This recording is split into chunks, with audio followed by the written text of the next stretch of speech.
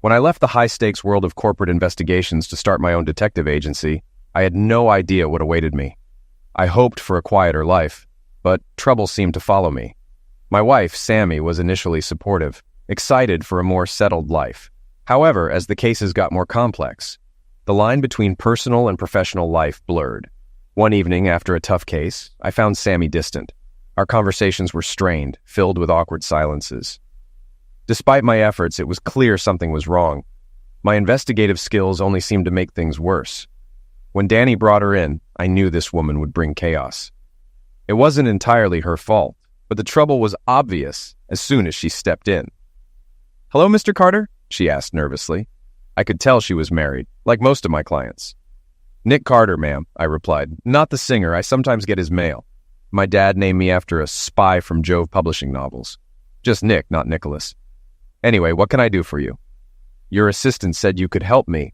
A former client referred me." She smiled nervously. "I see. Okay, Mrs. Janine Linder. My husband Dennis is a psychologist. I believe he's cheating, and I need proof before I file for divorce." She handed me his picture. I raised an eyebrow, studying the photo. He was in his early 40s with a square jaw, dark hair graying at the temples, and bright green eyes that likely charmed many women. "Okay, ma'am. Do you know how this works?" I asked. She nodded. "Give me up to 2 weeks and I'll get the proof you need. My fee is $5,000 for 2 weeks. Is that okay?" "Yes, and half up front, right?" she asked. "Do you have an account your husband can't access?" I asked. "Yes, I set it up a few months ago," she said, handing me a $2,500 cashier's check. "Your former client said you're the best." "Thank you. Can you describe his suspicious behavior? The more I know, the better."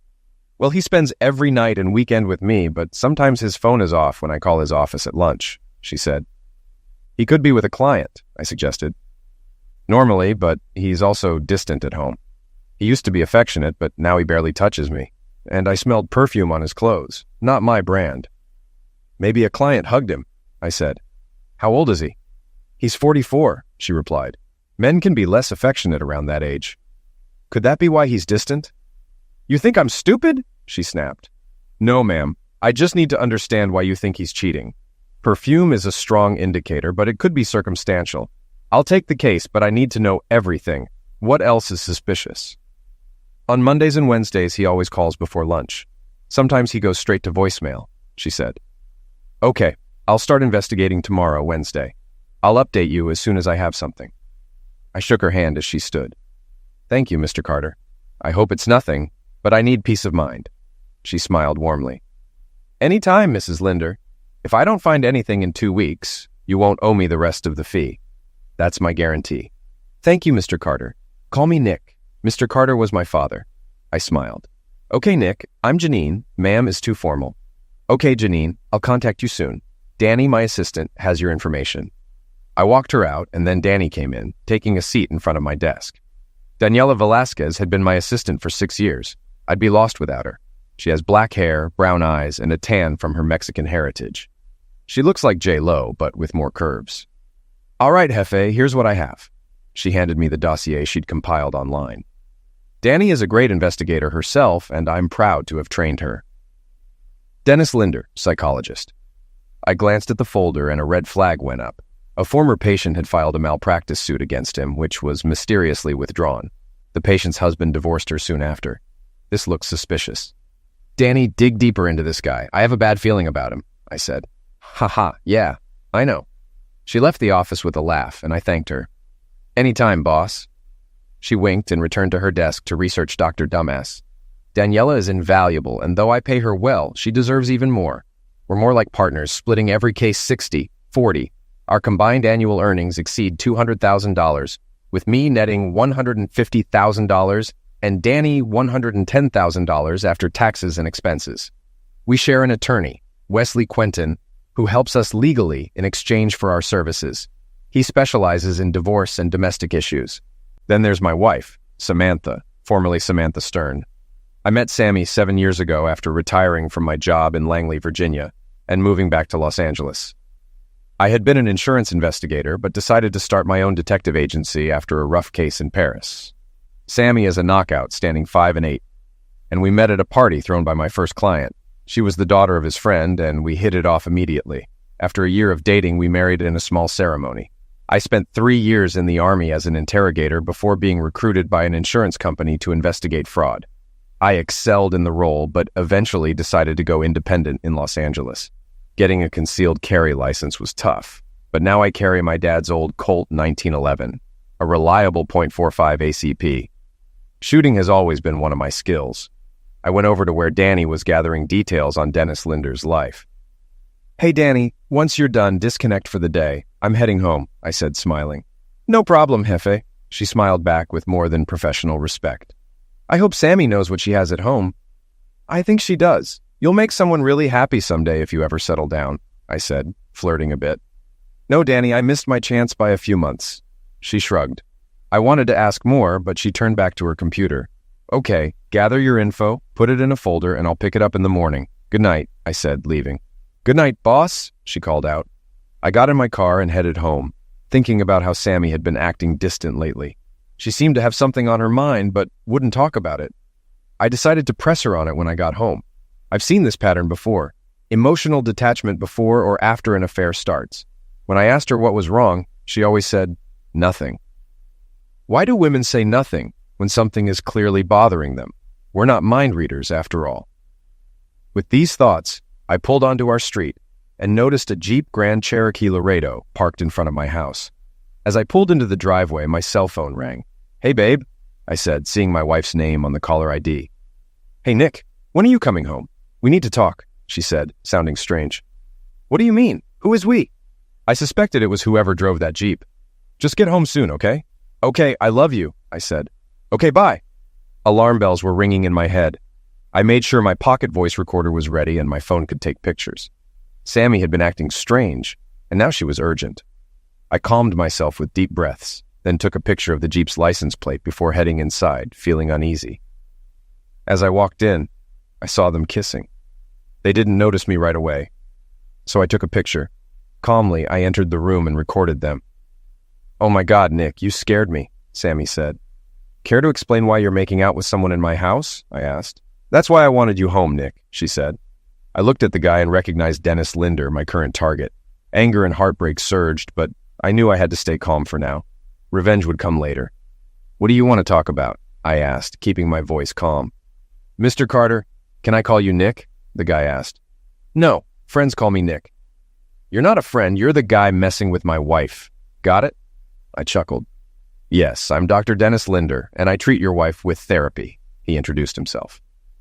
"Does therapy involve kissing my wife in my house?" I asked, raising an eyebrow. "I know it's unusual, but you'll have to watch us while we do it," he said. This guy was clueless, making my case stronger. "Dr. Dennis Linder, right? I hear you're good at psychology," I said, pretending to be interested. "Yes, sometimes my methods are controversial, but effective," he pouted. "And how long has my wife been seeing you for therapy?" I asked, suppressing my anger. 2 months now," he confirmed. Sammy hadn't mentioned seeing a psychiatrist. I looked at her. "Sammy, why didn't you talk to me? I told you years ago to come to me if something was wrong," I said. I guess," she hesitated, looking confused. "Sammy, remember what we talked about," Linder said. "You need to take control." His voice was almost hypnotic and her expression stiffened. "You're right, Dennis. I need to show him I'm not just a stupid woman," she said, looking at me. "Sammy, what are you talking about? When have I ever pushed you? In the bedroom, we always do what you want," I almost shouted. "Sammy, after the wedding, we agreed to discuss new things. You just had to ask," I said. Her expression softened, but Linder's influence made her rigid again. "Nick, I need to do this. You can watch or not, but I'm doing it," she said firmly. "Sammy, don't do it. There will be consequences," I warned, shaking my head. "Mr. Carter, let me do my job. Do you have a chair in your bedroom?" Linder asked, wanting to use our marital bed. "Yes, there is. Wait, you really want me there?" I asked, horrified. "It's necessary," he said. "If you insist," I roared. "Doctor, is there no other way?"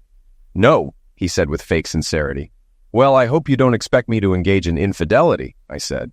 "Mr. Carter, what your wife and I will be doing isn't infidelity. I'm helping her overcome a mental block to improve your relationship. You'll both be stronger after this." He smiled smugly, and I fought the urge to draw my weapon. "I won't agree to that. It's infidelity, no matter what you call it," I said, noting his lack of a wedding ring. "This is therapy. I'll albeit controversial, not infidelity, he said indulgently. My love for Sammy was dead, replaced by numbness and righteous rage. I'm still not agreeing. I shook my head and followed them into the master bedroom. I discreetly pulled out my iPhone and started recording as he undressed Sammy and laid her on the bed. She spread her legs willingly, and neither noticed my recording. Last chance, I said. Don't do this. I don't consent. The doctor saw my iPhone, but didn't realize it was recording. He grinned. Like you have a choice, he sneered and proceeded. That was all I needed. I got up, grabbed him by the hair, and shot the nerve bundle between his neck and shoulder, dropping him. Doctor, did my ex-wife tell you what I do for a living? He looked confused, and Sammy was shocked. I'm a private investigator. I have proof of your affair. Now I can divorce her for infidelity and sue you for alienation of affection. I grinned and pulled out my weapon. Colonel Sam Colt makes all men equal. Get dressed, take your promiscuous, and get out. I said this calmly, scaring them both. Sammy sighed. I looked at the woman who had just broken my heart. Samantha, get dressed, pack your things, and get out, I said firmly. What? She demanded. You heard me. I warned you about the consequences, and they start now. Pack your things and leave. I'm calling my lawyer to prepare divorce papers and get a restraining order against you and the doctor. I'm glad we don't have kids. And I'm glad I won't be a father to your kids. My voice cracked slightly. Sammy, you broke my heart. I hope it was worth it. If your lover wants nothing to do with you, go live with your parents. Sammy's face showed a mix of emotions, mainly confusion. But Nick, don't you love me anymore? She asked, shocked. Not after you let another man, despite my protests, take you in our bed, I shouted. You've desecrated our wedding vows. You've shredded everything we had. I wanted her to feel the pain I felt. I can't believe I never really knew you, Samantha. I used her full name, which she hated and knew I only used when I was angry. Samantha, remember our conversation before we got married about fidelity? You said you had zero tolerance for cheaters. Well, this fits the definition. I accepted your philosophy that day. The doctor hissed before she could respond, looking ready to pounce. I held my Colt ready and kept an eye on Samantha. You're making a mistake, Mr. Carter. I'm going to press charges, he grinned. No mistake. I caught you in bed with my wife and thought she was being molested. Who will the cops believe? The respected private investigator or the man claiming it was consensual? Look at Samantha's anguish. Misery. It's good I got here in time. Maybe I should call the police and report it. His face paled as he reconsidered. Okay, no big deal. No accusations. He tried to grin, but it didn't work. I noticed he still hadn't mentioned his wife. Interesting. He probably thought he was keeping a secret from me, for now. I decided to give him a little push. I'm sure the news channels will love this. Private investigator's wife caught in bed with her counselor story at 11. I shook my head in disgust. He blushed. No, you can't go public with this, he almost shouted, quickly dressing. Please don't make it public, he begged. If you return all the fees my soon-to-be ex-wife paid you, I might consider it. But I'll still sue you for malpractice, I said, cornering him. Deal. Anything you want, he said, panicked. Anything I want? Interesting, but no. I wanted him to feel fear and despair for the devastation his life was about to become. I felt no guilt. He quickly dressed and ran out, slamming the front door behind him. I looked at Samantha, and she saw the anger in my eyes. Nick, we can get through this, she pleaded, crying crocodile tears. Please, baby. Where was baby when I came home, Samantha? Where was love? I grinned. Get dressed, pack up, and leave. You've got an hour. I suggest going to your parents' place. Samantha stared in shock, then started packing. I let her use our suitcases, knowing I'd buy new ones. I went to my office and called the locksmith in the furniture store. I promised the locksmith a huge bonus for the rush job on my locks. I ordered a new queen-size bed, sheets, and a comforter from the furniture store. When asked why I wanted to throw the old bed in the backyard, I told him I wasn't paying him to ask questions. He caught the tone in my voice and wisely stayed quiet. Samantha packed in 55 minutes. I helped by dumping her suitcases by her car trunk. Then I went back inside and slammed the door. I called Wes to get a restraining order against Samantha and Dr. Dennis Linder. I also asked him to prepare divorce papers and sue for alienation of affection and unfair labor practices. An hour later, the locksmith and furniture delivery were done, and I paid them with a credit card. I then canceled Samantha's credit and debit cards through the companies, and the bank manager, no longer trusting her. If you think I've gone too far, go screw yourself. I poured myself a couple of shots of Chivas, needing something stronger than beer. I sipped and reflected on how my marriage had fallen apart. By 7 p.m., I felt I was about to snap and called Danny. Hola, jefe, she answered. Hi, Danny. I need your help tonight, I said, proud that 2 shots of Chivas hadn't affected my clarity. What's wrong, boss man? She asked. It's complicated. I can't explain over the phone. Just come to my house, I said, feeling overwhelmed. Okay, jefe. I'll be right there. She hung up before I could respond. God bless her. 10 minutes later, she knocked on my door. I got up, opened it, and Danny rushed in, hugging me tightly. She closed the door behind her, locked it, and pulled me to the couch. She sat me down and sat next to me. So where's Sammy? Danny asked, already sensing the situation since Sammy's car wasn't in the driveway, and I wasn't as upset as if she had died. She's gone, probably to her parents. She cheated on me, Danny. I couldn't hold back my tears. Danny hugged me, letting me cry on her shoulder. When I calmed down, she gently pushed me back and looked into my eyes. Nick, are you sure Sammy was cheating? Unable to speak, I set my pocket recorder on the coffee table and pressed play. I also showed her the video on my phone. Danny watched, growing more horrified. I went to get 2 beers. When I returned, she stopped both the recording and the video, anger in her eyes. I opened the beers and handed her one. That damn witch, Danny finally said, taking a sip. Danny wasn't holding back. I smiled. She was fiercely loyal to me. After a deep breath, she asked, Nick, what are you planning? I want in. I suspect the doctor may have brainwashed Sammy. If so, I want her to get help. As for him, I want him exposed, except for his wife. She was right about his cheating, I said, my voice hoarse. That's some nonsense, Nick. What's our first step? Reconnaissance. I smiled, slipping into professional mode. I'm visiting his office in a few hours. If breaking in is too much, you don't have to come. Screw that. I'm in, jefe. I'm not backing down. She hugged me tightly. I know Sammy, Nick. I think she was at least forced into this. I hope so, but I'm not sure I want her back. She's treated our marriage like garbage. I hugged Danny, tempted to kiss her but held back. Danny, I know what you're thinking. It's tempting, but we have work to do. I steeled my resolve. We'll stop by the office and pick up the van. Good call, boss, she said, holding back her feelings. It was clear she'd always had feelings for me. We flirted, but I thought it was just harmless fun. Now that Sammy was gone, it was obvious Danny wanted more. Part of me wanted the same, but I refused to stoop to my wife's level. I didn't want to hurt Danny, especially if Sammy was truly coerced or brainwashed. Danny would be devastated if I reconciled with Sammy later. We left in her car and picked up the van from the office. I stuck Comcast magnets on the van for urban camouflage. I like it. We arrived at Dr. Dennis Linder's office around 11 p.m. I picked the lock, wearing gloves that left no fingerprints but allowed full dexterity. Once inside, I ensured my headphones were working so I could communicate with Danny. Reading you loud and clear, jefe, Danny said. I had a 50 GB USB drive ready to search his computer and file cabinet. If he was doing this to my wife, how many others were there? I called the security company, pretending to be Dr. Linder, and said I forgot my password. With an authoritative tone, they believed me without verification.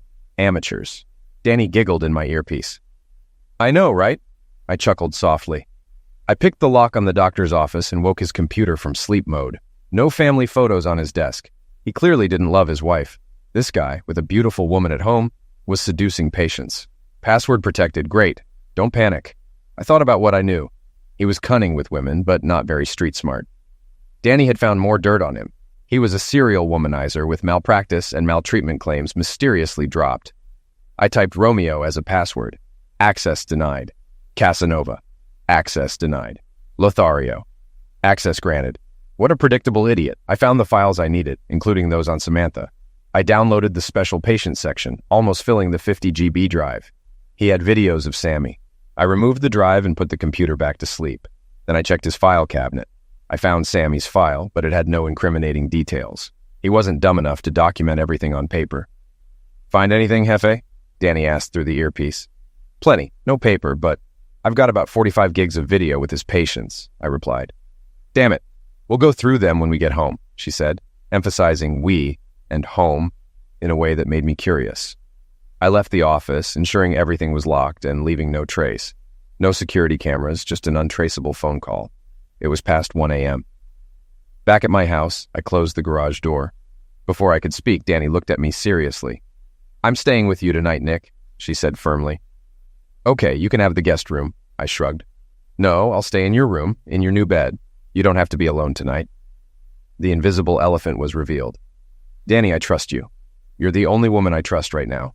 Please don't make me break my marriage vows tonight," I asked. "I promise." She smiled, kissed my cheek, and said, "We'll go over the footage in the morning. I brought my laptop so we can split the work." "Sounds like a plan," I said, heading for the shower. I felt dirty, not just physically, but emotionally. Under the water, all the feelings of betrayal rushed back. Suddenly, the shower door opened. Danny helped me to bed, covered me, and climbed in on the other side.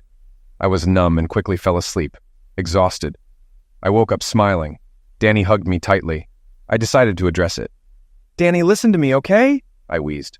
When she reluctantly nodded, I continued. "Danny, I'm sorry for what I said. I thought yesterday was just a nightmare. I'd be lying if I said I didn't think of you that way sometimes. But I love my wife, or who she was before that prick touched her. If Samantha agreed to all this willingly, I will divorce her. When that happens, if you still want me, I'll be willing to try it with you. Okay?" "That's one of the reasons I fell in love with you," she sighed. "You're the most honest man I've ever met." Her voice held both admiration and despair. "Thanks, sweetheart."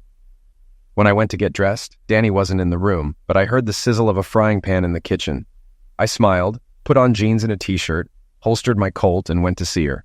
I didn't usually carry a weapon at home, but I wasn't taking chances with a possibly sociopathic psychologist. I noticed Danny was carrying her 9mm Smith & Wesson too, having gotten her concealed carry permit shortly after I hired her.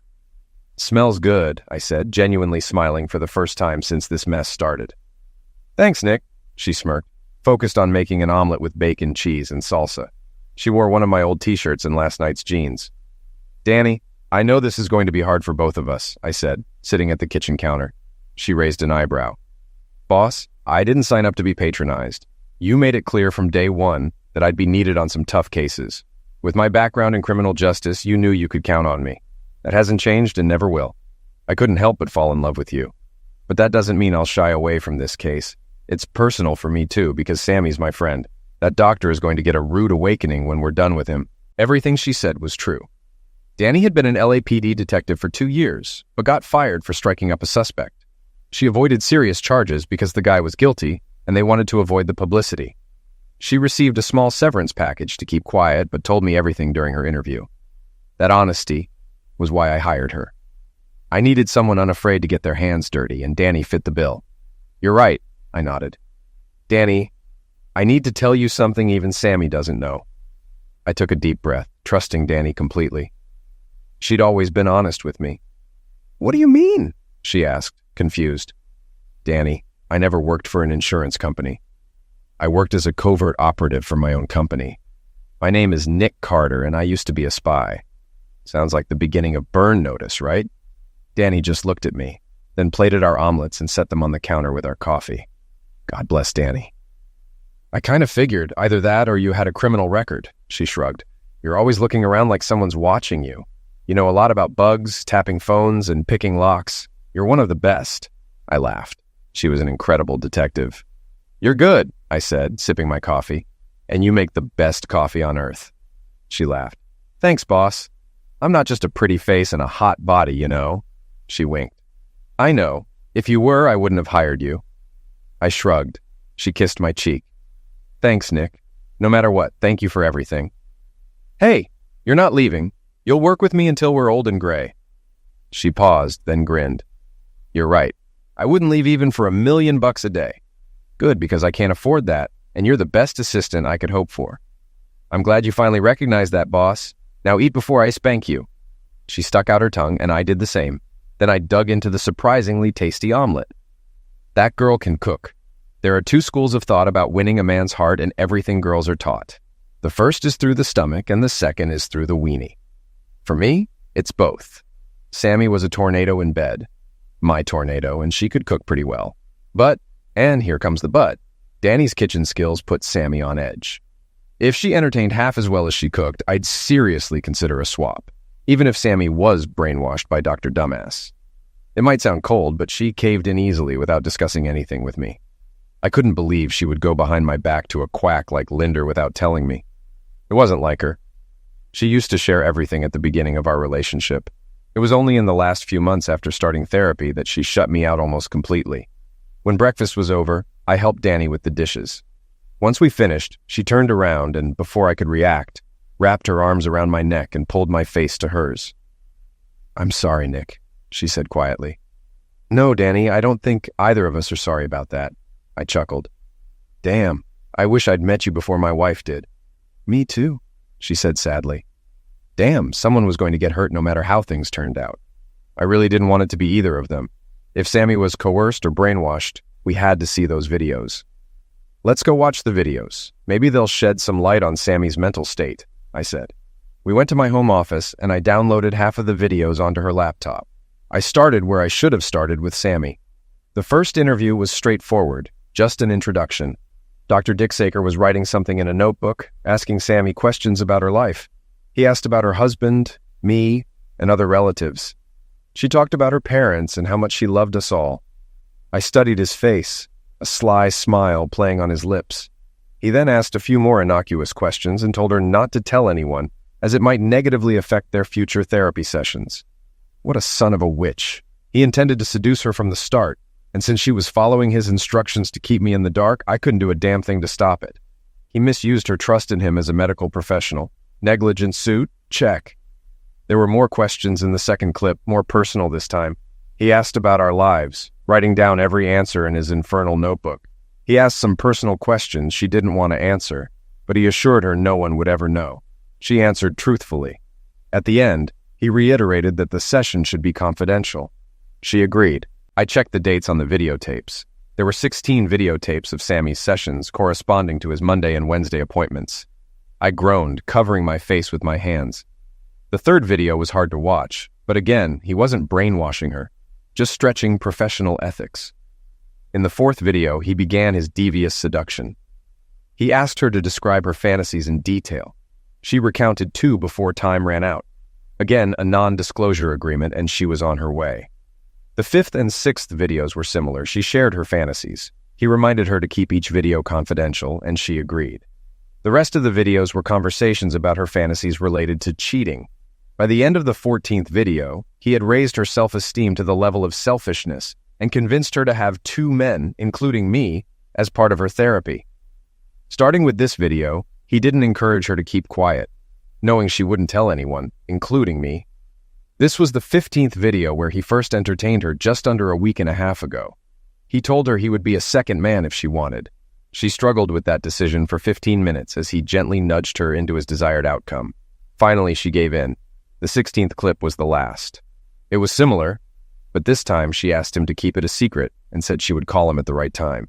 I stopped the video and looked up to see Danny looking at me with tears in her eyes and a disgusted expression that probably mirrored my own. This guy was a serial seducer, a real Lothario, I said.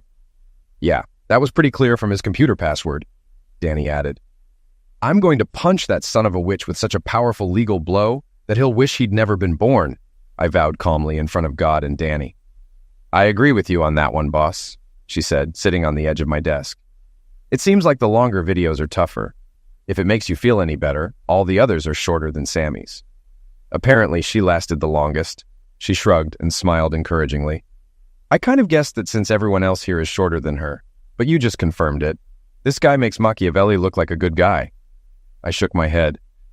But as far as coercion or brainwashing goes, he's not guilty. He's just convincing them to do it, saying no damage will come of it. Yeah, I've noticed that too.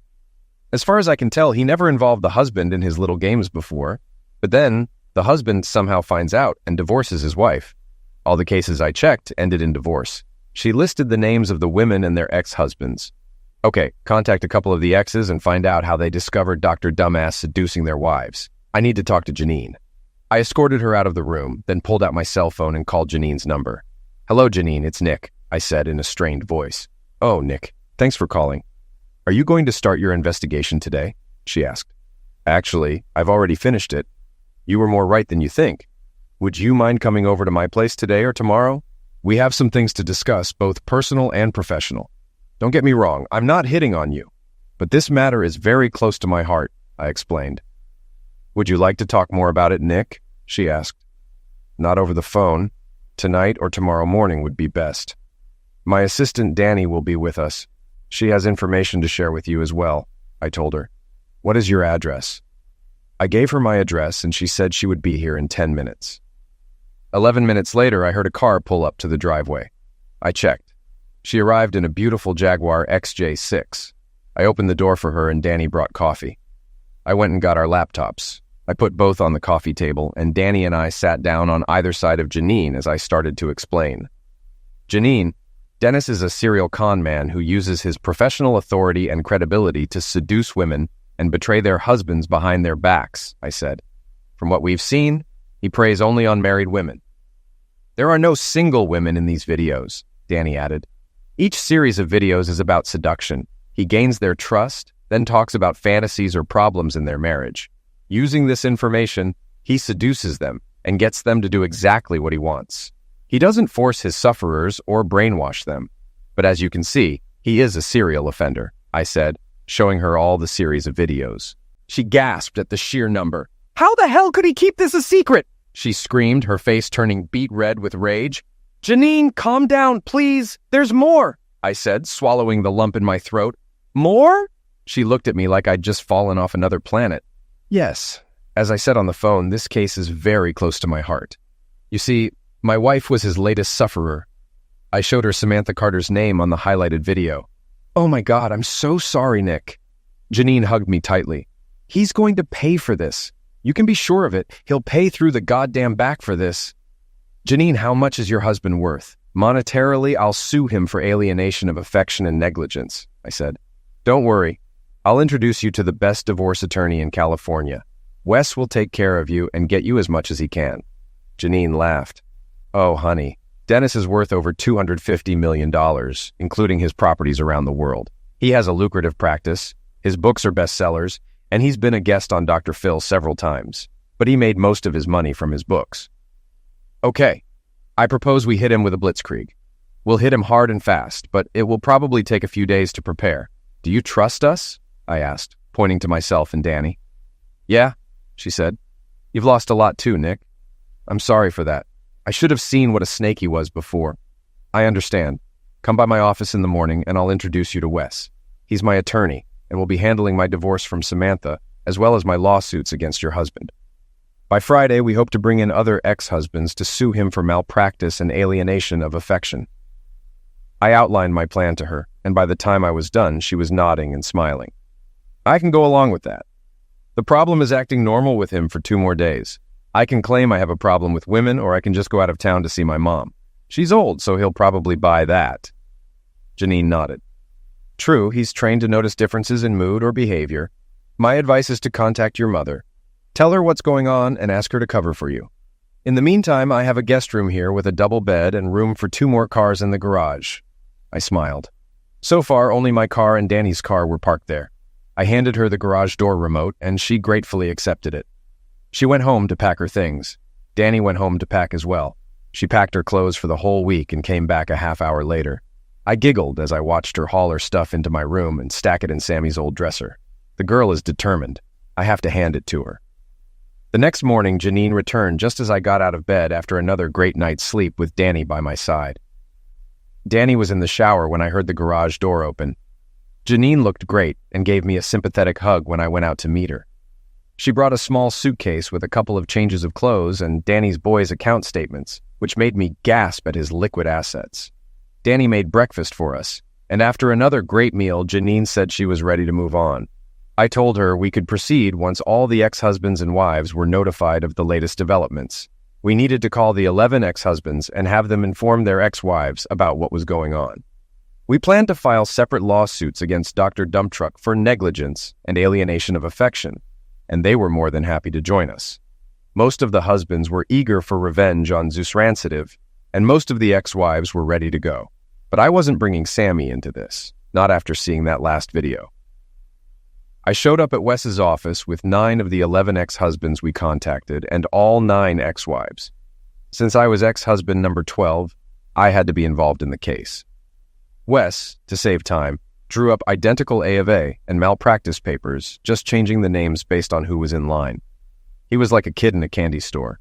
More than $175 million of Dr. Dumbass's liquid assets and nearly $100 million in real estate worldwide would likely have to be liquidated to pay for malpractice, divorce, and A of A. Sure, a class action suit would have been easier, but we aimed for shock value. I wanted Dr. Dennis Linder to know his world was about to crumble around him like the walls of Jericho. Janine, Danny, and I waited at the end of the line while Wes helped the new crowd of clients make the a-hole's life miserable and get rich in the process. Wes is a good buddy of mine, but he's still a lawyer. When he finally finished printing out the malpractice and misdemeanor papers for his new clients and sent them on their way, promising to deliver them to Dr. Dingus at work early Monday morning with plenty of witnesses, it was Janine and my turn. I filed for divorce from Samantha, and Janine filed for divorce from her soon-to-be very poor ex-husband. Wes was immediately attracted to Janine, and the feeling seemed mutual. We agreed that each client's belongings would be delivered by different process servers simultaneously. Wes, Janine, and Danny joined me, grinning like skeletons. It was going to be packed on Monday morning, and Danny, Janine, and I would sit in the front row. As a bonus, Wes gave each of his clients a free restraining order against Dr. Dumbass. He knew how rich he'd get once all the fallout from this massive nuclear strike settled. Then came the time for Phase 2. Phase 2 involved saturating the media and law enforcement. I used video clips of Sammy, removing her face and replacing her voice with a computer-generated one, removing all mention of her or my names. Using a new media editor program I bought, I spliced together excerpts from different videos showing how Dr. Dennis Linder made a habit of seducing women, destroying happy or potentially happy marriages for his twisted ego. I used excerpts from videotapes of other women, showing how they manipulated their husbands at Linder's insistence. I knew the media would eat this story up. The FBI would be brought in on criminal negligence charges because he was ripping off men and doing it to their wives. The California Board of Psychologists would also take an interest. To do this, I created a dummy email account and used proxy servers to avoid being traced. Phase 2 began on Monday morning, right after the process servers had done their work. As the last process server was leaving, I handed Janine a bucket of popcorn, and she was munching on it when Dr. Linder came running out of the office, looking around wildly. He saw me standing next to his soon-to-be ex-wife and Danny. I picked up my cell phone, hit the send button on bulk email delivery, and started Phase 2. We got into my car and drove away while Dr. Linder incoherently screamed that he was going to eliminate us all. The last thing I saw of him that day was him kneeling in the parking lot, a bunch of papers in his hands, crying hard. My revenge wasn't even half finished. For the third step, we met with Samantha, and she agreed. She was staying with her in-laws and was about to find out she couldn't stay there unless she was very unlucky. We met in a very public place, Starbucks. I love that place. "I'm here. Does that mean you want to talk?" she asked hopefully, sitting down across from me. "Actually, I have something to tell you," I said with a smile. "Samantha, I could forgive you if you were coerced or brainwashed, but after 16 hours of agreeing to everything he said, you finally suggested I become a betrayed man. That's unforgivable." I shook my head. "Sammy, I loved you more than you can imagine. Loved. Past tense. This betrayal ended everything. You've already received the divorce papers." I held them out. "I think you'll find them fair." She looked at the papers in shock. "You're kidding me. I wasn't in my right mind. Baby, please, you have to believe me." She panicked. "If I were you, I'd figure out what to tell your parents. They just received an anonymous letter about you." I stood up and walked out, leaving her in stunned silence. Wes asked Janine out on a date, and she accepted. I vouched for his honesty. When she asked, I said, "He's a divorce lawyer." I shrugged. "I'll keep an eye on him," she grinned. "He's a nice guy. I wouldn't work with him if he wasn't," I reassured her. The next day, Wes called to say Sammy and her lawyer wanted to talk. I agreed and took Danny for moral support. "Okay, I'm here," I said, sitting across from Sammy and her lawyer, who resembled Gloria Allred. Danny sat with me and Wes. "Mr. Carter, I'm Jean Albrook, representing your wife pro bono. She says you've destroyed her, and these terms are unacceptable," she said. "Miss Albrook, I have enough evidence to sway any judge and jury. My soon-to-be ex conspired with her lover to betray me. I believe my offer is more than adequate," I said, leaning back. "Where is that evidence?" Albrook asked. Wes opened a DVD with recordings of the last 2 sessions between Samantha and the doctor, my voice recorder, and the video from my iPhone showing them planning the affair and being engaged. "I have more if you want it," Wes said with a smirk. Albrook looked defeated. She consulted with Samantha, then said, "We agree, Mr. Carter." Good decision. We signed the papers. Jean notarized them, and in 30 days, the case would go before a judge. Those 30 days dragged on. Danny and I kissed like teenagers, but I couldn't go all the way with her. I wanted to, but I was stubborn or stupid. By the end, I leaned toward stupidity. At last, the trial date came.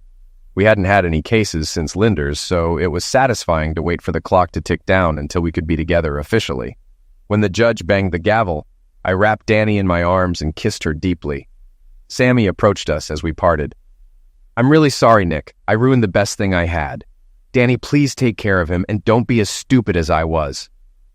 "Sammy, I've loved Nick since I first saw him. I kept my distance because he loved you. But when you did what you did, I couldn't stand by anymore. I love him. And I promise to take care of him for the rest of our lives," Danny said. Sammy hugged her tightly. Danny moved in with me during the 30-day wait. We had plenty to keep us busy while waiting for either my stubbornness to fade or for the divorce to be finalized. When we got home from court, I took off my old wedding ring, threw it on the coffee table, then picked Danny up and carried her into our bedroom. It took 2.5 years for the full effects of my nuclear strike on Dr. Dennis Linder to subside. Many people were affected in various ways. Several couples separated by that a-hole's actions eventually reconciled and remarried after receiving settlements for their lawsuits. Good for them. I heard about Samantha shortly after all the malpractice and personal injury claims were settled against Dr. Diptard. She now lives in Vegas and has become a dominatrix, fitting with the crap Linder uncovered in her psyche.